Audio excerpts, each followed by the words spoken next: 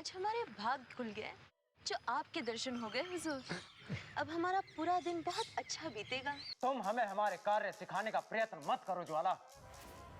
हमें कब क्या करना है ये हम अच्छी तरह से जानते हैं। तुम कुछ भी नहीं जानते। क्या बात है ज्वाला, आज तुम बहुत क्रोधित दिखाई दे रही हो। ज्वाला का अर्थ तुम समझे ही नहीं नागराज, अन्यथा ये प्रश्न हमसे नहीं करते। मैं को समझा नहीं। तुमने अपना निर्णय को बता दिया दुर्गेश्वरी, कि हम सब लोग इतनी दूर पैदल जा सकेंगे। मैं जानती हूँ वनराज के रूपनगर तक पैदल जाना बहुत ही कठिन है। डाकू दुर्गेश्वरी इस जंगल की रानी है और वनराज सारे ब्रह्मांड के दैत्यों के सम्राट हैं। यदि इन दो महाशक्तियों का विलय हो गया, दुर्गेश्वरी के लिए जाल बिछा दिया है परमवीर। दुर्गेश्वरी यहां से आगे नहीं जा पाएगी। नहीं नागराज, हम ज्वाला जैसी चतुर्युवती को साथ लेकर कोई संकट उठाना नहीं चाहते। मंत्रीवर और ज्वाला में बात बात पर मन मुटाव होते रहते हैं। जैसे वो लड़ते हैं वैसे एक भी हो जाते हैं।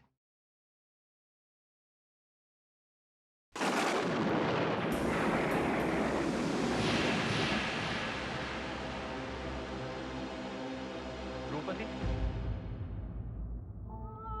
नागराज तुम, क्या बात है, आज तुम हमें पुकार रहे हो? तुम्हें हमसे क्या कार्य पड़ गया? तुमसे मुझे नहीं, महामहिम को एक अति आवश्यक कार्य है द्रौपदी। उन्होंने तत्काल ही तुम्हें अपने कक्ष में याद किया है। महामहिम ने हमें याद किया? ये कैसे हो सकता है नागराज जी? ये तो मैं नहीं जानता।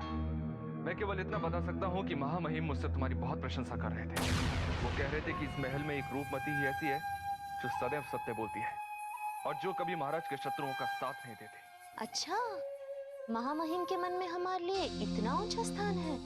हम तो सोच रहे थे जैसे महल में हम पर सब चिढ़ते हैं वैसे ही तुम्हारे महामहिम भी चिढ़ते होंगे। नहीं रूपमती, ऐसा कुछ भी नहीं है। महामहिम तो बहुत दयालु है।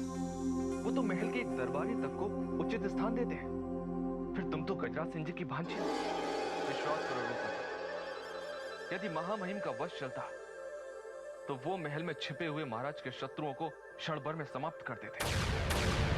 किंतु उनकी विवशता है। जानते हैं, हम अच्छी तरह से जानते हैं।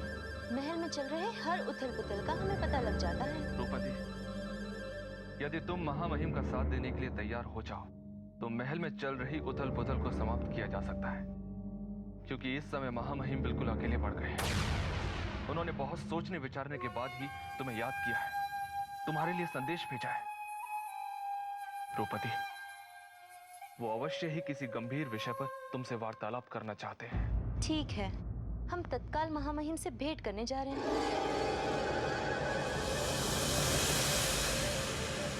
वाह नागराज वाह, ये तो कमाल हो गया। सोचा भी नहीं था कि रूपमती इतनी आसानी से मान जाएगी।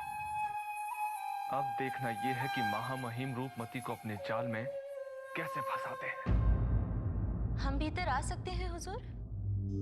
आप रूपमती, आप, तुम्हें अंदर आने के लिए आज्ञा मांगने की कोई आवश्यकता नहीं है। तुम जब चाहे बिना अनुमति के हमारे कक्ष में आ सकती हो। हुजूर, बिना अनुमति के हम आपके कक्ष में कैसे आ सकते हैं?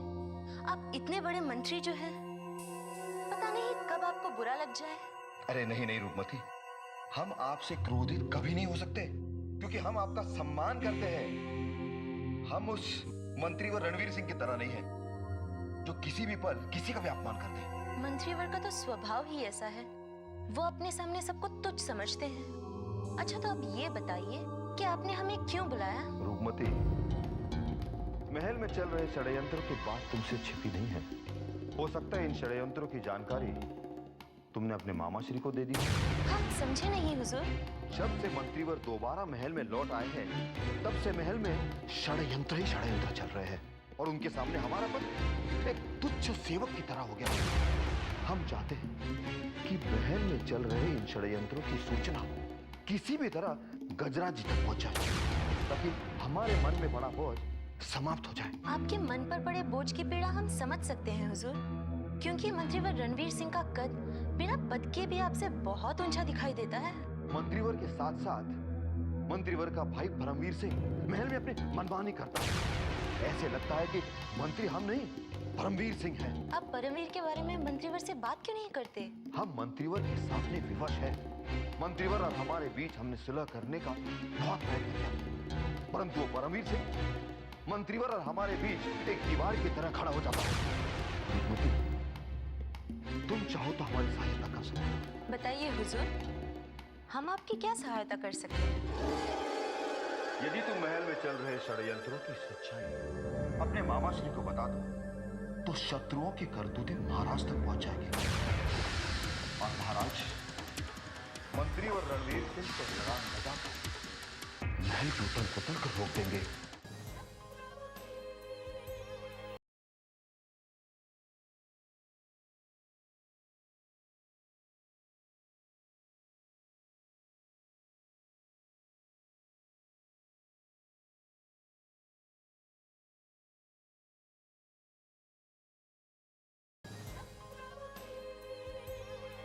हम दुर्गेश्वरी की प्रतीक्षा करते करते थक चुके हैं परमवीर। समझ में नहीं आता उसे आसमान निगल गया या ये धरती खा गई। वो इस मार्ग से नहीं आएगी भाई जी। हमने आपसे पहले ही कहा था कि दुर्गेश्वरी अगर रूपनगर आएगी तो वो गुप्त मार्ग से आएगी, किंतु आपने हमारे बात पर ध्यान नहीं दिया। परमवीर, दुर्गेश्वरी जहां भी होगी उसे इसी पथ से आना होगा। हमारी भेंट दुर्गेश्वरी से यहीं पर होगी। क्षमा करना भाई, यदि दुर्गेश्वरी इस मार्ग से नहीं आई तो क्या होगा? यदि दुर्गेश्वरी इस पथ से नहीं आई और हम उसे बंदी बनाने में सफल ना हुए तो रूपनगर में हमारे सम्मान पर पानी फिर जाएगा। महामहिम, बहुत दिनों के पश्चात हमें कोई प्रसन्नता की सूचना मिली है। यदि रूपमती हमारा साथ देने के लिए तैयार हो गई है तो समझिए हम अपने षड्यंत्र में अवश्य सफल हो जाएंगे। नागराज, वो हमारे मीठी मीठी बातों में तत्काल आ गई है। अब देखना मंत्रीवर रणवीर सिंह के विरुद्ध रूपमती अपने मामाश्री के कान कैसे भरती है। अब मंत्रीवर और उनके दुष्ट भाई परमवीर सिंह को दुख झेलने होंगे। यदि आपने उस दिन मंत्रीवर के सामने उनके विश्वासपात होने का ढोंग नहीं किया होता तो मंत्रीवर ने हमें महल के बाहर कब का फेंका दिया होता। हम उन अपमानों को अभी नहीं भूले हैं, किंतु अब ये समय उन बातों का सोचने का नहीं है। ये बताओ, मंत्रीवर की ओर से क्या समाचार है? दुर्गेश्वरी को पकड़ने के अपने कार्य में वो सफल हुए हैं या नहीं? महामहिम, मुझे नहीं लगता कि मंत्रीवर अपने उद्देश्य में सफल हो पाएंगे, क्योंकि दुर्गेश्वरी जितनी चतुर है उतनी शक्तिशाली भी है। वो मंत्रीवर और उनके भाई के चंगुल में कभी नहीं फंसेगी, कभी नहीं। मंत्रीवर अपने छल कपट के जाल में दुर्गेश्वरी को फंसाने का पूरा प्रयत्न करेंगे, क्योंकि अब यह बात उनके सम्मान पर आ गई है। आप कुछ भी कहिए महामहिम, पर मुझे नहीं लगता कि वो अपने उद्देश्य में सफल हो पाएंगे। और यदि दुर्भाग्य से उन दोनों का आमना सामना हो भी गया तो विजय अवश्य दुर्गेश्वरी की ही होगी। दुर्गेश्वरी की शक्ति के बारे में हमें कोई संदेह नहीं है, किंतु मंत्रीवर को पराजित करना बहुत कठिन है। देखते हैं भविष्य के गर्भ में क्या छिपा है। हाँ महामहिम, भविष्य के गर्भ में न जाने क्या है, किंतु मुझे तो मंत्रीवर का भविष्य बहुत बुरा दिखाई दे रहा है। आप देखिएगा दुर्गेश्वरी मंत्रीवर और उनके भाई परमवीर सिंह को चकमा देकर अपने उद्देश्य में अवश्य सफल हो जाएंगे, अवश्य।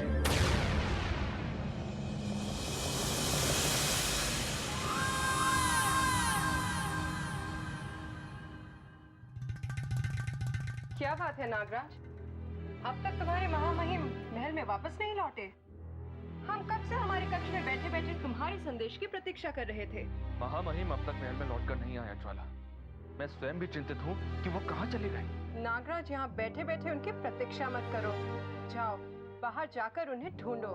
महामहिम को खोजने के लिए मैंने अपने कुछ अधिकारियों को भेजा है ज्वाला, किंतु वो लोग भी अभी तक लौट कर नहीं आए। पर तुम चिंता मत करो, जैसे ही महामहिम लौट कर आएंगे मैं उन तक तुम्हारा संदेश पहुंचा दूंगा। अवश्य भिजवा देना, क्योंकि इसमें तुम्हारी और तुम्हारे महामहिम की ही भलाई है। चलते हैं।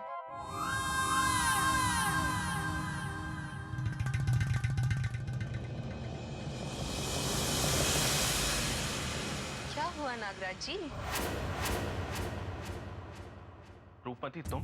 हम तुम्हें ये कहने जा रहे थे कि ज्वाला के बारे में अधिक सोचकर तुम अपना समय नष्ट मत करो। मैं उसकी छाया को भी महामहिम के समीप नहीं आने दूंगा। रूपमती, अच्छा हुआ जो तुमने हमें समय पर सचेत कर दिया, अन्यथा हमें हानि उठानी पड़ सकती थी। अपने महामहिम से कह देना कि ज्वाला को अपने समीप भी ना आने दे, अन्यथा वे अपने हाथ जला बैठेंगे। रूपमती की बात मानते रहोगे तो कभी तुम्हें इस महल में हानि नहीं उठानी पड़ेगी। अब हम चलते हैं। हे ईश्वर, इस महल में ये 2 ही युवतियां ऐसी हैं जिनका सामना करने का मुझ में साहस नहीं है। अब तो इस महल में मेरा तमसा घुटने लगा है। मन तो करता है कि इस महल के बाहर जाकर कहीं जंगल में चला जाऊं। नहीं, वनराज कभी भी डाकू दुर्गेश्वरी के अधीन रहकर कार्य नहीं कर सकते हैं। हीरा, क्या तुमने स्वयं अपने नेत्रों से ऐसे सम्राट को दुर्गेश्वरी के अधीन देखा है? हाँ गुरुदेव, मैंने साफ साफ देखा है। कैसे हो सकता है ये? कैसे हो सकता है? दैत्य सम्राट इस संसार के समस्त दैत्यों के सम्राट हैं। फिर वो क्यों एक तुच्छ सी डाकू का आदेश मानने पर विवश है? अवश्य ही इसमें कोई रहस्य है और उस रहस्य को हमें जानना होगा।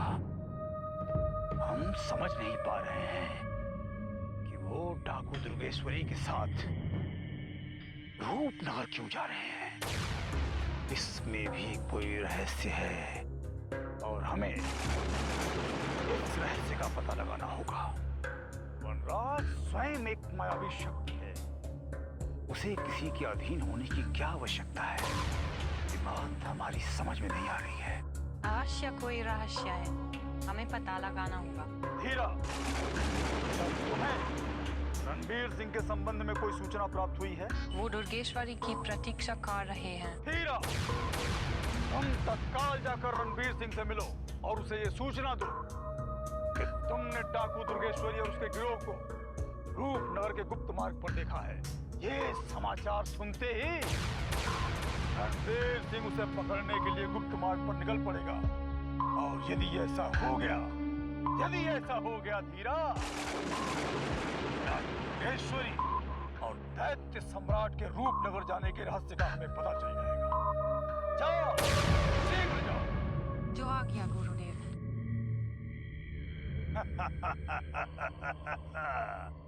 जय महाकाल। अब हम देखते हैं कि डाकू दुर्गेश्वरी दैत्य सम्राट वनराज को लेकर रूपनगर कैसे जाती है।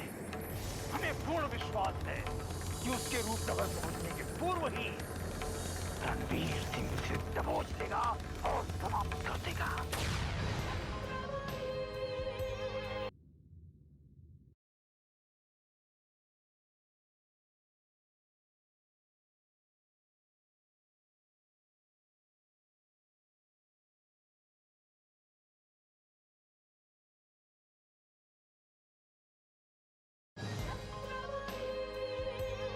दुर्गेश्वरी के डर से छिपकर आई हो, किंतु तुमने दुर्गेश्वरी को कहां देखा? वो हमें रूपनगर के गुप्त पथ पर मिली थी। देख लिया भाई जी, हमने आपसे कहा था कि दुर्गेश्वरी रूपनगर गुप्त मार्ग से ही जाएगी और हमारी बात सत्य हो गई। पता नहीं अब वो रूपनगर के और कितने समीप आ चुकी होगी। दुर्गेश्वरी चाहे रूपनगर के कितने भी समीप क्यों ना पहुंच जाए, किंतु रणबीर सिंह के होते हुए वो कभी भी रूपनगर में प्रवेश नहीं कर पाएगी।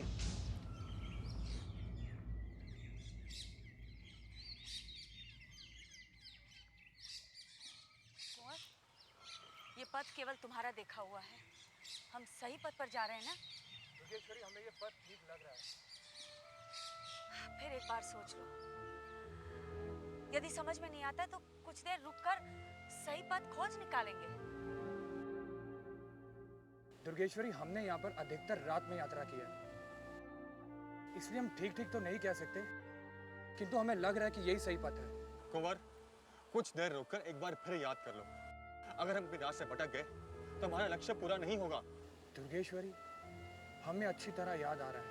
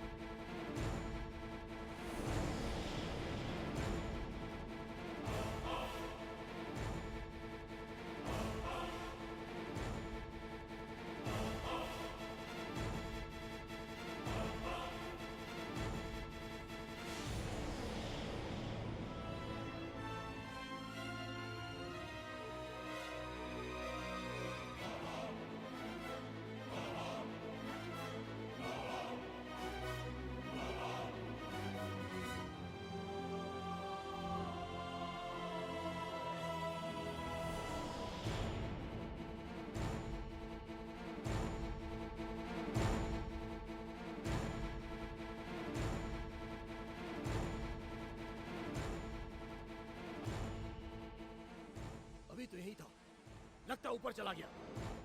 चलो।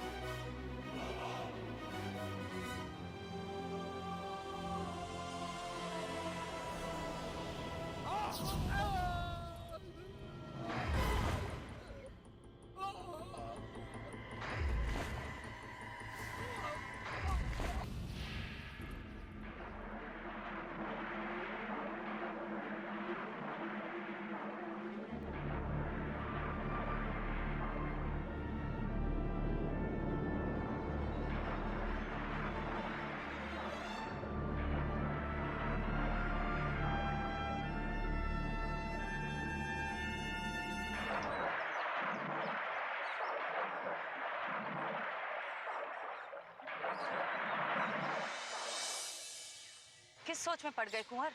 क्या कुछ समझ में नहीं आ रहा है? समझ में आ रहा है दुर्गेश्वरी।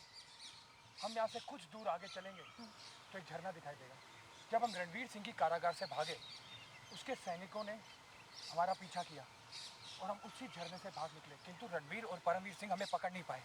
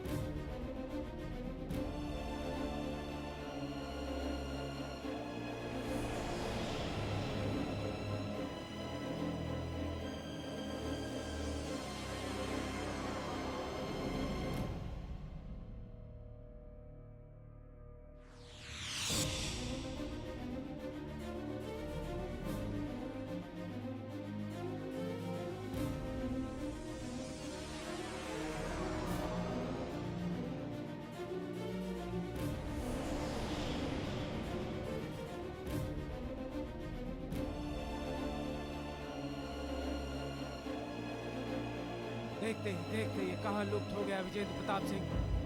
यदि तुम्हें इतना यकीन है तो कुंवर, हमें आगे प्रस्थान करना चाहिए। हाँ चलिए।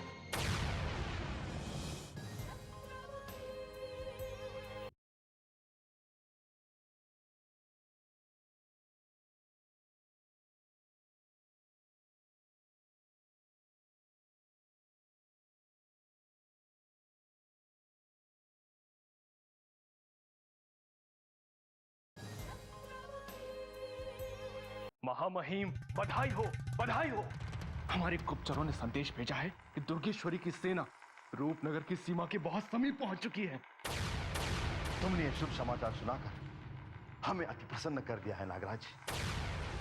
अब हमें दुर्गेश्वरी के आने का तत्काल लाभ उठाना चाहिए। महामहिम, यदि हमने दुर्गेश्वरी की थोड़ी सी भी सहायता कर दी तो हम एक तीर से दो शिकार कर सकते हैं। हम कुछ समझे नहीं नागराज। दुर्गेश्वरी की सहायता करके हम एक तीर में दो शिकार कैसे करेंगे? तो सुनिए महामहिम, हमारी सहायता पाकर दुर्गेश्वरी अपनी पूरी शक्ति के साथ रूपनगर के कारागार पर आक्रमण करके सूर्य प्रताप को बड़ी आसानी से मुक्त करा सकती है, और अवसर मिलने पर वो मंत्रीवर और उनके भाई को भी परलोक भेज सकती है। हमें तुम्हारी बुद्धिमत्ता पर गर्व है नागराज। हम दुर्गेश्वरी की सहायता करेंगे, किंतु गुप्त रूप से। महामहिम, अब तो हमारी शक्ति रूपनगर के जंगलों में भी फैलने वाली है। हम जैसे ही दुर्गेश्वरी की तरफ अपनी मित्रता का हाथ बढ़ाएंगे, वैसे ही वो इस उपकार के बदले हमें जंगलों का राज भी सौंप देगी। यदि उसने हमें जंगलों का राज सौंप दिया तो वहां हम हमारी सेना बनाकर एक अलग सत्ता बनाएंगे। दुर्गेश्वरी का साथ देने में हमारा लाभ ही लाभ है नागराज। उसकी सहायता के लिए हमें तत्काल कुछ प्रबंध करना होगा।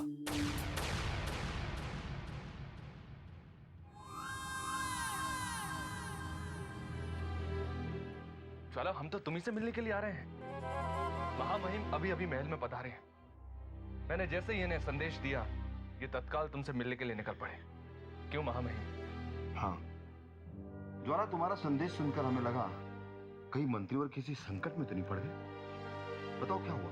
बात यह है कि मंत्रीवर रणवीर सिंह के साथ अब हमारा कोई संबंध नहीं। उनसे हमारी मित्रता टूट चुकी है। नहीं ज्वाला, मंत्रीवर से तुम्हारी मित्रता कभी नहीं टूट सकती, क्योंकि विधाता ने तुम दोनों को एक दूसरे के लिए ही बनाया है। अवश्य ही किसी बात पर मंत्रीवर से कुछ अनबन हो गई होगी। नहीं नागराज, हम मंत्रीवर को अपना मित्र समझते थे, किंतु वे मित्रता के लायक ही नहीं हैं। इसलिए हम उनसे सदैव के लिए दूर हो गए हैं। यदि हमारा वश चलता तो हम मंत्रीवर को समझाते कि ज्वाला जैसी चतुर और विश्वास पात्र मित्र को खोने की भूल कभी ना करें, पर हम क्या करें? मंत्रीवर हमारी एक बात भी नहीं सुनते हैं। मंत्रीवर आप दोनों को कभी सुनेंगे भी नहीं, क्योंकि वो आप दोनों से घृणा करते हैं। आप लोग भी जरा सतर्क हो जाइए। मंत्रीवर आप दोनों को कभी भी समाप्त करवा सकते हैं। आश्चर्य है, हम तो सदा उनके लिए अपने प्राण न्योछावर करने की सोचते रहे, और वो हमारे लिए इतने बुरे विचार रखते हैं। यही बात बताने के लिए तो हम आपसे मिलना चाहते थे महामहिम। यदि आप हमारा साथ देने को तैयार हो जाएं, तो मंत्रीवर रणवीर सिंह के पर बड़ी आसानी से काटे जा सकते हैं। मंत्रीवर के पर काटे जा सकते हैं? अधिक सोचकर समय नष्ट न कीजिए महामहिम। यदि ज्वाला की तरफ आप मित्रता का हाथ बढ़ाने को तैयार हैं, तो मंत्रीवर को रूपनगर के महल से सदैव के लिए निकाला जा सकता है। मंत्रीवर ने अभी तक ज्वाला की मित्रता देखी है, अब वो ज्वाला की शत्रुता देखेंगे। हम शीघ्र जानना चाहते हैं, आप हमारी तरफ मित्रता का हाथ बढ़ाएंगे या नहीं? अभी तुम बहुत क्रोधित हो ज्वाला, इसलिए इस समय कोई निर्णय लेना उचित नहीं होगा। समय अनुकूल होने पर हम इस विषय में बात करेंगे। अभी हमें एक आवश्यक कार्य पूर्ण करने जाना है, आते ही हम बात करेंगे। चलते हैं। चलो नागराज।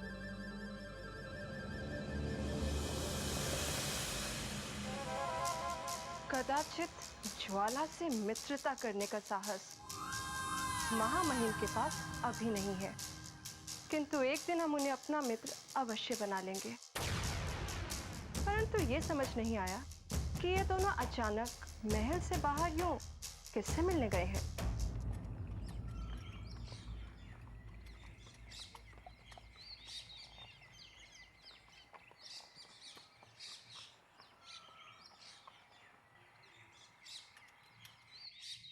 महामहिम, आगे का रास्ता अति दुर्गम है। हमें अश्व का त्याग कर पैदल ही चलना होगा। एक बात हमारे मन में ज्वाला की अभी भी घूम रही है। हमें लगता है वो हमसे मित्रता का नाटक करके मंत्रीवर के किसी जाल में फंसाने का प्रयत्न कर रही है। मुझे भी यही लगता है महामहिम। ज्वाला का हमारी ओर झुकाव एक छलावा है। वो हमसे हमारे रहस्य जानना चाहती है और रहस्य जानते ही वो मंत्रीवर को बता देगी और हम फंस जाएंगे। हम राजनीति के कच्चे खिलाड़ी नहीं है नागराज। हम जानते हैं कौन क्या चाहता है। ज्वाला हमें अपने मित्रता के नाटक में कितना भी फंसाने का प्रयत्न करे, किंतु हमें फंसा नहीं पाएगी। राजवीर सिंह! रणवीर सिंह, आप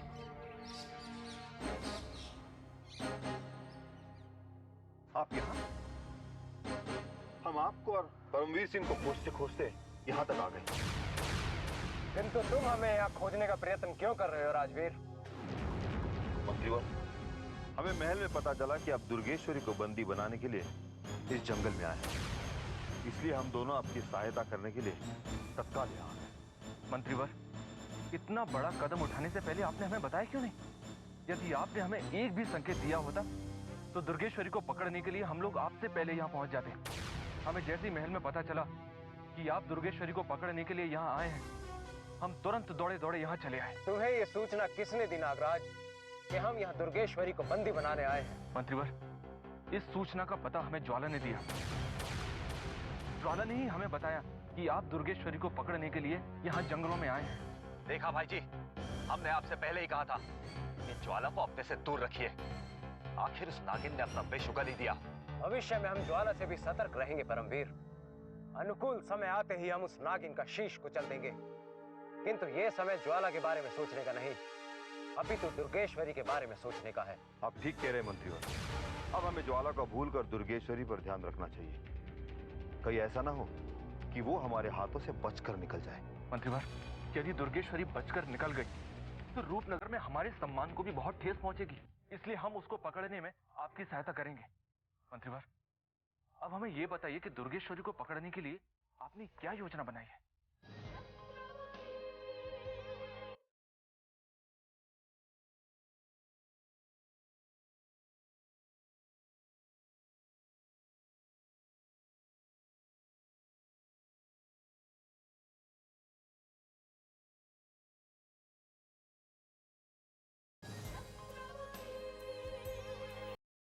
मंत्रीवर, अब हमें यह बताइए कि दुर्गेश्वरी को पकड़ने के लिए आपने क्या योजना बनाई है? दुर्गेश्वरी को कैसे पकड़ना है ये हम अच्छी तरह जानते हैं। ऐसा मत कहो परमवीर। राजवीर भी हमारे भाई के समान है। सूचना मिलते ही ये तत्काल हमारी सहायता के लिए यहाँ पहुंच गए। इसमें इनका कोई स्वार्थ नहीं है। तुम्हें इन लोगों के साथ ऐसा व्यवहार नहीं करना चाहिए। मंत्रीवर, यदि आप कहें तो आपके लिए हम हमारे प्राण इसी समय त्यागने को तैयार हैं। किंतु हमें पराया मत समझिए। पता नहीं परमवीर सिंह हमारे स्वामी भक्ति पर संदेह क्यों करते हैं। अब तुम दोनों पर कोई संदेह नहीं करेगा राजवीर। हम तुम्हारे साथ नागराज को भी दुर्गेश्वरी को बंदी बनाने की योजना में शामिल करते हैं। तुम दोनों इस गुप्त मार्ग पर दुर्गेश्वरी के आने की प्रतीक्षा करो। हम परमवीर सिंह के साथ मुख्य मार्ग पर दुर्गेश्वरी की प्रतीक्षा करते हैं। आप निश्चिंत रहिए मंत्रीवर, हम आपकी आज्ञा का पालन करेंगे। दुर्गेश्वरी और उसके गिरोह को पकड़ने के लिए हम अपनी दृष्टि जमाए रखेंगे। ठीक है, हम चलते हैं।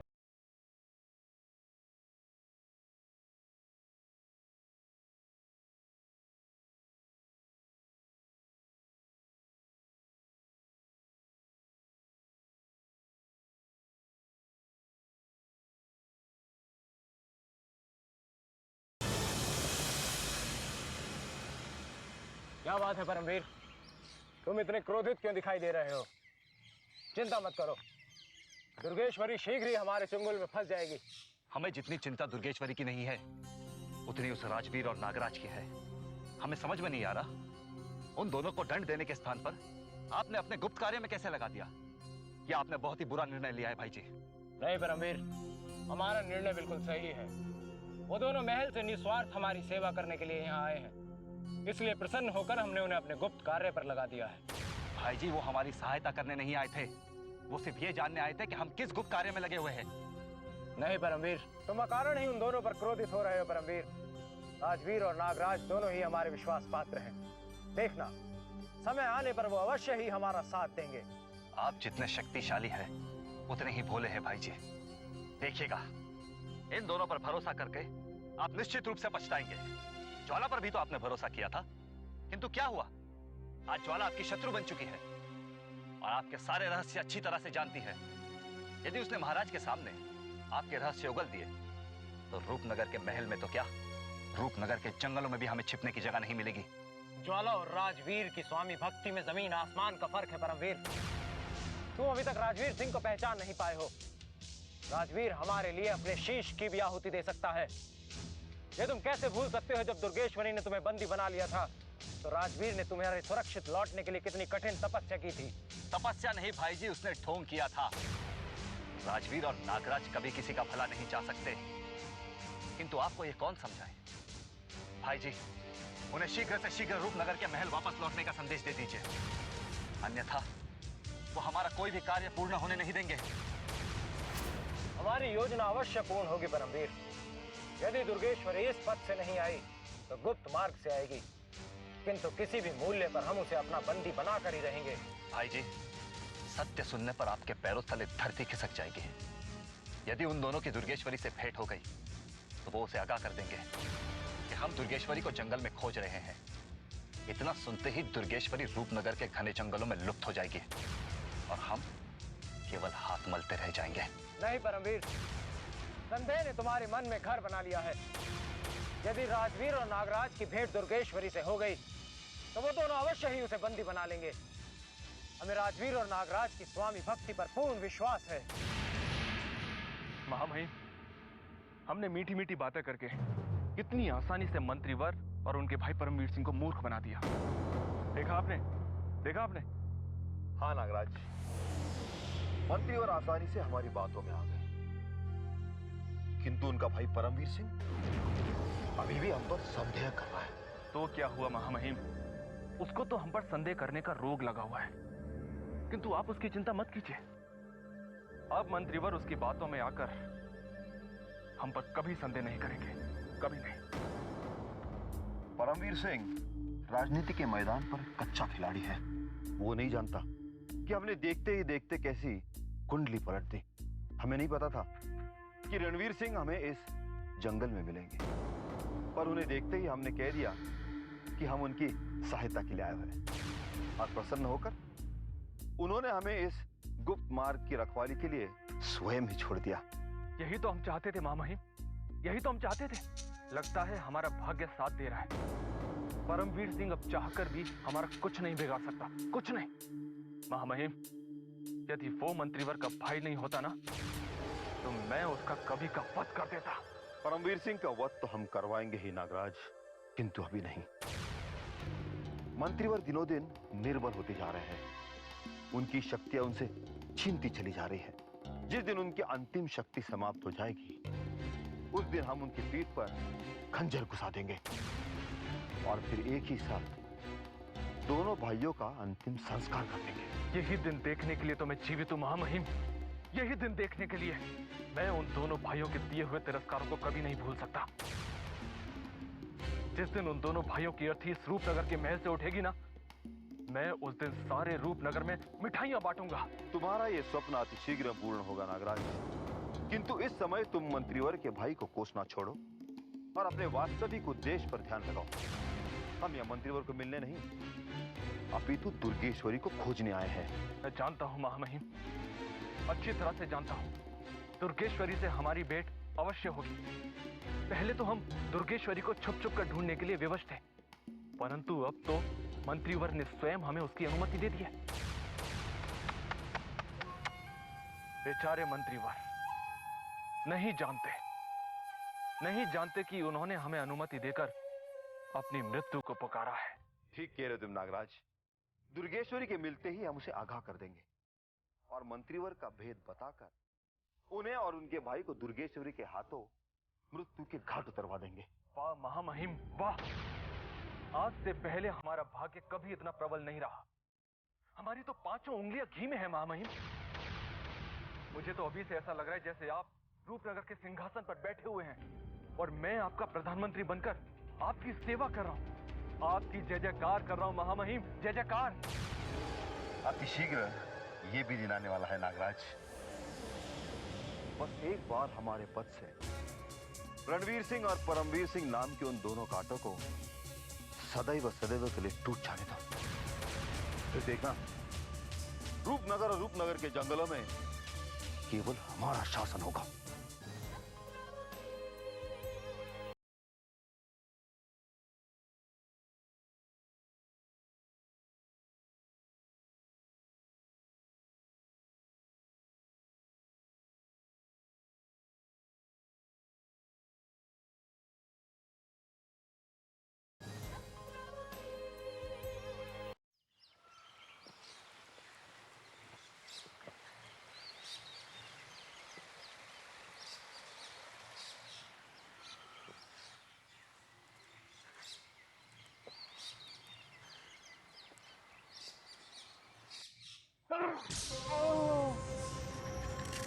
क्या हुआ वनराज?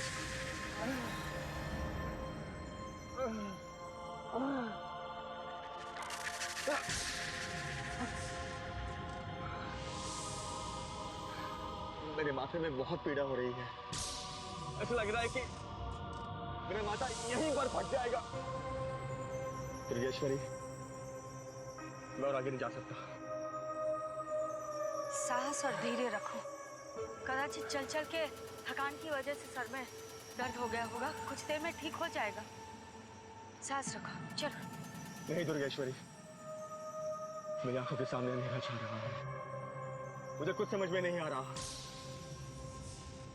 मैं और आगे नहीं जा सकता। ऐसा मत करो वनराज, रूपनगर की सीमा के बहुत ही समीप पहुंच गए हम। थोड़ी देर और चलेंगे तो रूपनगर पहुंच जाएंगे। चलो चलो। नहीं दुर्गेश्वरी, नहीं। क्षमा करना दुर्गेश्वरी, मैं अपने पैरों पर भी खड़ा नहीं हो पा रहा हूँ। लगता है मुझे कोई रोक रहा है। दुर्गेश्वरी, मुझे लगता है कि वनराज पर किसी मायावी शक्ति का असर है, क्योंकि इस गुप्त पथ पर अनेक मायावी शक्तियों का वास है। नहीं कुंवर, ऐसा कुछ नहीं है। तुम थोड़ा जल की व्यवस्था करो, कुछ देर विश्राम करते हैं, फिर आगे बढ़ते हैं। नहीं, तुम मेरी चिंता मत करो, मैं ठीक होते तुम्हारे पास पहुंच जाऊंगा। अंधेरा होने से पहले तुम्हें रूपनगर की सीमा में पहुंचना है, और अंधेरा होने ही वाला है। तुम जल्दी करो, जल्दी जाओ। अंधेरा होने वाला है? अरे हाँ, कुछ ही देर में घोर अंधेरा होने वाला है, क्योंकि आज अमावस की रात है। क्या? आज अमावस है? हाँ वनराज, कदाचित इसीलिए तुम्हारे माथे में भारीपन लग रहा है। कुछ ही देर में अमावस की रात का घोर अंधेरा छाने वाला है। इससे पहले कि अमावस की रात का घोर अंधेरा छाए, तुम दोनों में से दूर हो जाओ। किंतु क्यों? हम तुम्हें इस हालत में अकेला छोड़कर नहीं जाएंगे। नहीं, नहीं, तुम दोनों को अंधेरा होने से पहले रूपनगर की सीमा में पहुंचना है, और अब अंधेरा होने ही वाला है। तुम दोनों शीघ्र चले जाओ। दुर्गेश्वरी, हमें तो समझ नहीं आ रहा कि अमावस की रात का ये क्या रहस्य है। समय आने पर सब समझ में आ जाएगा, किंतु ये समय बहुत ही मूल्यवान है, इसे कोई प्रश्न मत करना। हमें तत्काल रूपनगर की ओर प्रस्थान करना चाहिए। अपना ख्याल रखना वनराज।